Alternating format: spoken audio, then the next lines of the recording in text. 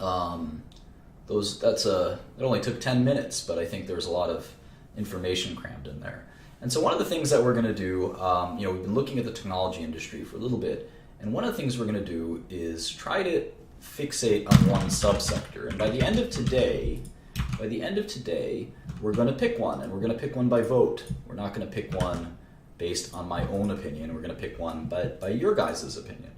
But before we do that, we're going to go run through a couple more tech companies. And one of the big subsectors we have to look at, of course, is telecom. It's up to us. We're going to pick one subsector. Tech is so large, it's kind of hard to look at all of it. In fact, I know companies that have 20 or 30 investment analysts that want to cover the technology industry. And that takes a lot of firepower. So for us, we're going to actually just stick to one of these subsectors. I don't know if it's going to be software or semiconductors or hardware or internet or what, but we're going to pick one at some point. So in any event, let's kind of continue along our path, because I think we learn a lot as we successively look at more and more companies. So Alibaba is one such company, and Alibaba does not file 10Qs and 10Ks, and this is interesting. The reason they don't do that is because this is a company that is based, as you can see, they're not based in the US. They are based somewhere else. I think they're maybe based in China, for instance. Let's take a look. I don't know, I can't tell by reading this.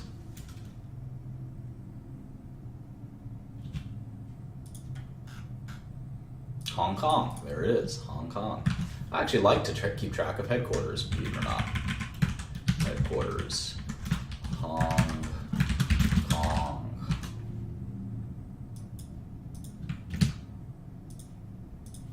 All right, so Alibaba. I don't know anything about this company. Let's take a look. Here it is, December quarter 2015 results. Alibaba today announced the results. Alibaba had an outstanding quarter, reaching a milestone of over 400 million annual active buyers and continuing our unrivaled leadership in mobile. Our proven ability to deliver an unparalleled consumer experience, help merchants attract buyers, will drive future growth in our core business. Sounds like an e-commerce company, doesn't it? Said Daniel Zhang, Chief Executive Officer of Alibaba. We remain focused on our top strategic priorities, including global imports, rural expansion, increasing our footprint in first-tier Chinese cities, and building world-class cloud computing business. Okay, really sounds like Amazon, huh? We had excellent results. We achieved impressive revenue growth, and we're increasingly monetizing the user activity in our marketplaces, particularly mobile devices. In this quarter, revenue grew 32% year over year, and China retail marketplace revenue grew 35% year over year, said the CFO, Maggie Wu. Meanwhile, we generated strong free cash flow of $4 billion this quarter. Okay, well, if you generate $4 billion a quarter, that means you're going to generate $16 billion a year, right? And I know this is a $180 billion market cap.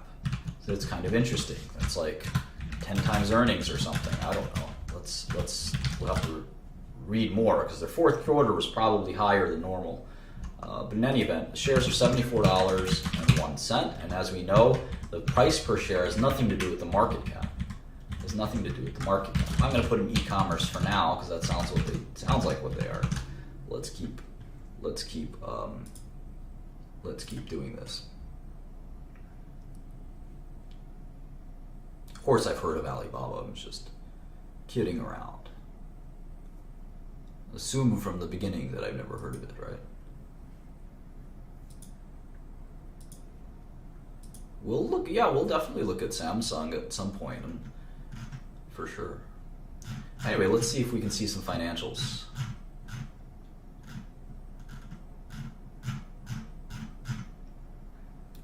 Well, let's see. It's always tricky with these foreign companies. This is actually add this to my spreadsheet. Hang on 1 second while I pull that up.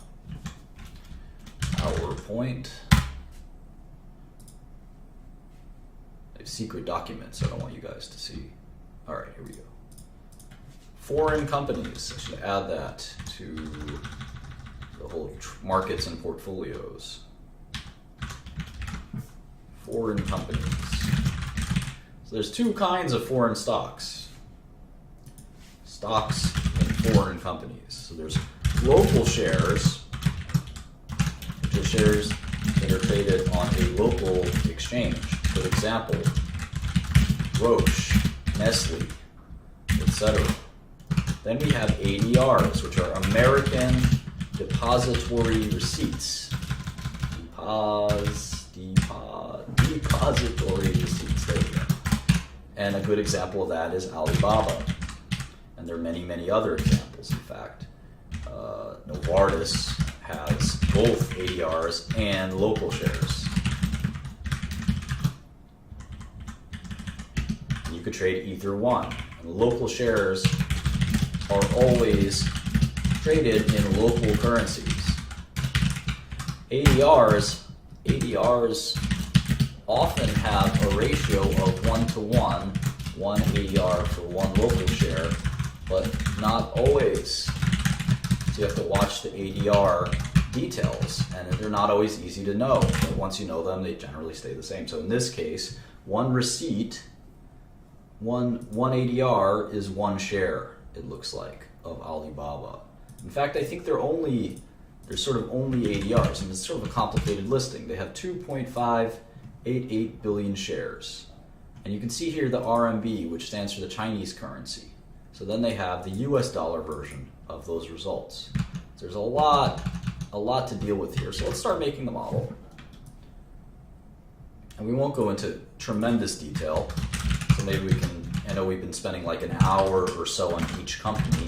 Let's go a little faster if we can. I don't know if I can type that fast sometimes, but I'll give it a shot. Baba. You know, in my old country, from Albania, Baba is like the nickname for father or grandfather. So Baba was my late grandfather's nickname. Anyway, $74.01. How many shares outstanding? 2.55 billion. So the market cap is 189 billion. Now we're starting to get to smaller and smaller companies. That's still a mega company, right? 188 billion. But compared to these guys, like Alphabet or Apple or Microsoft, this is half of them. And you'll see we rapidly kind of decline. I'm actually not a Muslim.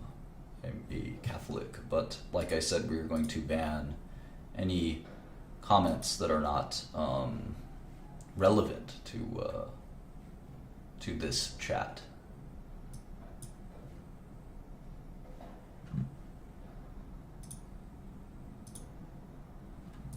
All right, you can always increase your resolution if you have trouble seeing the Excel. Let's go to their balance sheet, and they translate into US dollars for us, which is nice. So you can see they have $18,258,000 or $1 million.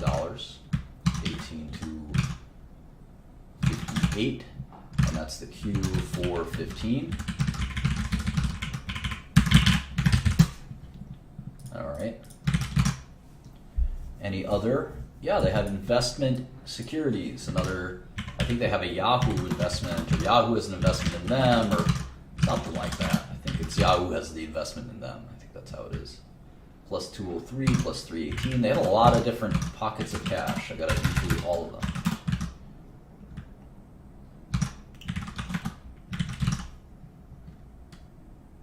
Here's their debt, 8 billion of debt, plus the current bank borrowings and non-current bank borrowings. There we go. So their enterprise value is 161 billion and 27,857 in net cash. So their enterprise value is the lowest we've ever looked at, which is 151 billion. And in fact, IBM has so much net debt that IBM actually has a bigger enterprise value than Alibaba, which makes IBM the 6th biggest tech company we've looked at, and Alibaba the 7th biggest. And depending on how much cash these guys have, Tencent, Oracle, Intel, Cisco, etc., we'll see what the top 10 tech companies of the world are by enterprise value. Right now, Alphabet is the biggest, with Apple being the second. Anyway, let's go back to the model.